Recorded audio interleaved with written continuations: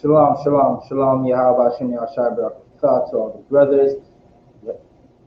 Shalom, Yahweh, Salakia. Shamar, Alatha, Ba'ashem, Yahshai, to all the sisters. I'm Officer of 50s Abaja, the I.S.U.P.K, under Commanding General YAHANNA, and we got a story for you tonight. Montreal man, a Montreal Native American man, freezes to death in a porta potty. Right, so let me just get the screen share for you right quick.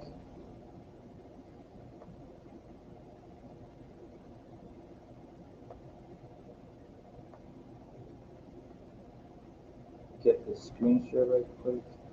We're gonna work this out. Share audio.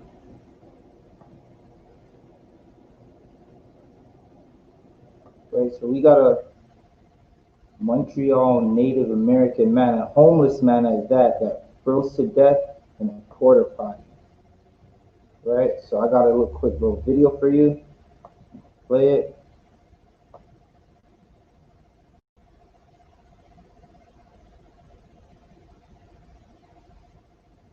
Should be queued up to go.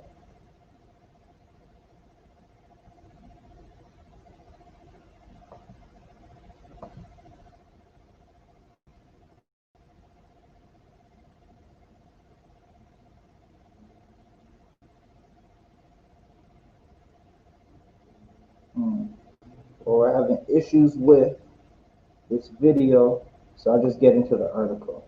Right, but here you can see the shelter. There's a picture of the shelter, but we're just going to get into this article. The Montreal man frozen. Right, so a man froze to death overnight on Saturday, just steps from downtown Montreal shelter where he had been keeping warm. Okay, so let's get the date for when this happened. So this is saying Saturday, so the week of January, it was in the teens.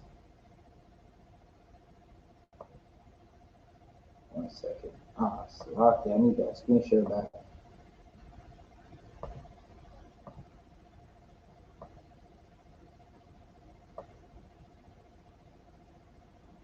Right, so we got that screen share back, right? So it was about a week ago. Right, a man froze to death overnight on Saturday, just steps from downtown Montreal shelter where he had been keeping warm. Now that the shelter staff is speaking out against Quebec's current regime of public health rules, which had forced them to kick the man out at night, even when there were beds available. Right? Montreal authorities say they had been trying to reopen the shelter at night, even if that didn't happen in time. The man was Innu, said the director of the Natives Women's Shelter of Montreal. Nakusek. She first said on Twitter on Monday that the man was Inuk. Salakia if I'm not pronouncing that properly. To our Gadite brothers and sisters. Let me get it back. The Quebec coroner's office, which is investigating the death, identified him as 51-year-old Ralph Andre. Staff at the door open shelter, where Andre was a regular, said he had a meal and a hot place, Salakia. He had a meal and a shower at the Park Ave shelter on Saturday night, but he died later that night. Let's get some more. Raphael, because he was under the influence, fell asleep in a porta potty. Good night. Just a minute away from the shelter. Heather Burnett, who works at the shelter, told City TV News on Sunday he froze to death in a porta potty when he could have been here. But instead, because these public health regulations we weren't allowed to have clients here overnight. Right, so let's get some more. We'll read a little bit more. The open door on Park Ave used to allow people inside all night, but not to sleep in the pandemic. However, it equipped its shelters with plexiglass barriers and 65 beds to allow people to sleep relatively safe, right? So we're going to read that one more time, right? Just to hammer in the point. The open door on Park Avenue used to allow people inside all night, but not to sleep in the pandemic. However, it equipped its shelter with plexiglass barriers, right? And 65 beds to allow people to sleep relatively safe. But in January, the shelter was asked by health authorities to stop allowing people to use the beds or to be in the shelter at all after 9:30, amid COVID-19 outbreak there.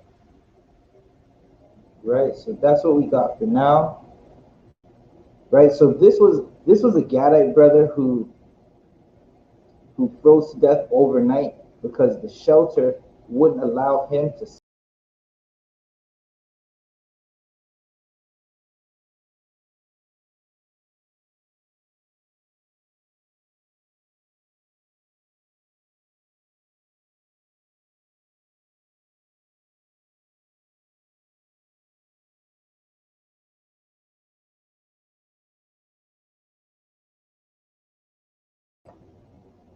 Technical difficulties, we're back.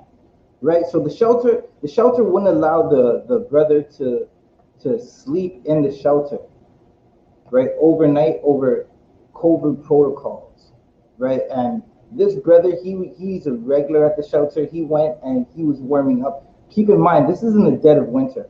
If you know anything, Canadian winters are extremely harsh, right? And the closer you are to the water, it's colder in those areas, right? Especially if it's open space, right? So this man, he was drinking, and he was probably drinking just to stay warm, right?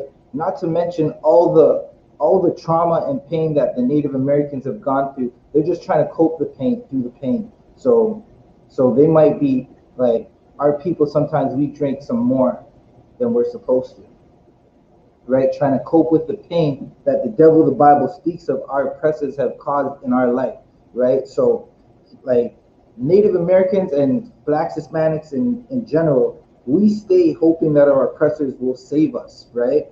And we always find out the hard way that they don't have any love for us nor intentions to save us, right? So I'm going to bring you to Lamentations 4:17. As for our eyes, as for us, our eyes as yet fail for our vain help. In watching, we have watched for a nation that cannot save us. Right? So we turn to our oppressors looking for them to save us. And it never happens. It never works out. Like, our oppressors, they don't care about us. They hate us. They don't even care about themselves. So for us to think that they could go to and save us is not gonna work, right? And we read in the article that the city of Montreal and Quebec, their health officials decided to close the shelters for the homeless people, right? So their shelters are closed, and it's winter time. Where are the homeless supposed to sleep? Like, when I went out to Montreal to hold camp with Officer 500 ADR, he showed us Native Americans sleeping under bridges, right? And this was in the springtime. He showed us Native Americans sleeping under bridges. So you could definitely bet they're still sleeping under those bridges right now as the snow's falling on them. Right now in the dead of winter, in -0 weather, they're still sleeping under those bridges, right? And they're under those bridges because, again, our oppressors are the devil the Bible speaks of. Every single one of them, right? And our oppressors, they're borderline, like they don't think, like, what they think is right is never right. They have no conscience when it comes to Blacks, Hispanics, and Native Americans, and the plight and the destruction that they've done to us. They never think about that stuff, right? It's only what benefits them is what they think about. And because our oppressors are so scared right now, because the Lord has his foot on their neck, they'll do things like close a shelter for the homeless in the middle of the winter, right? And not to mention, they'll also say there's a curfew in that same city, right, where you could be fined hundreds of dollars, right? If you're outside between 8 and 5 p.m. in that same city, right? So they're definitely trying to find and jail any homeless Native American that they could find out there, right? So I got a couple more scripts for you, and we'll leave it at that. Right? So what they think is right is never right for us, and it's just never right in general for anybody. What our oppressors deem as right, their whole thing is to destroy us. They might see us think that it's right in their mind, but it's destroying us, right? And we've just been oppressed and utterly destroyed from our oppressors.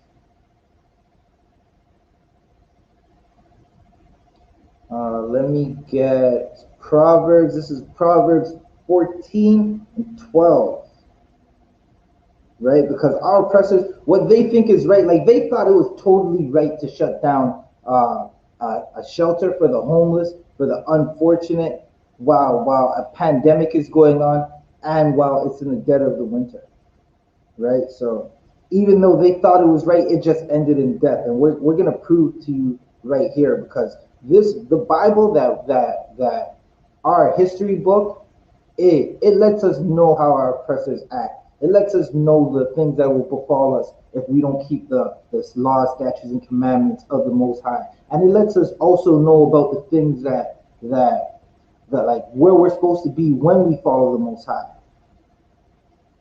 Right? So we got Proverbs 14 and 12. There is a way which seemeth right unto a man, but the end thereof are always death, right? So the public health in Quebec and Montreal, they thought it was right to close the shelters, right, that had 65 beds for people to sleep. They thought it was right to close those shelters, right? But that way, it just led to death, right? And now a brother he's dead, right? He froze to death in a porta potty.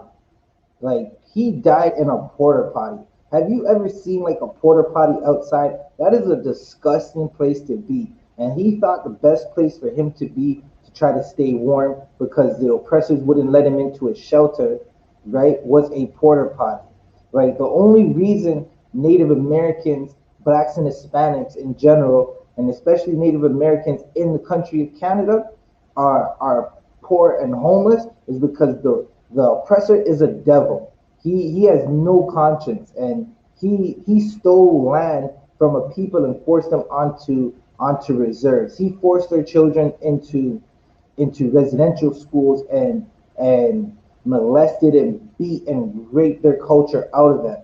And that's a whole bunch of trauma that they're dealing with till this day, right? So what we need to do is we need to gather together. There's no way, there's no reason that man should have died in a porta potty, right?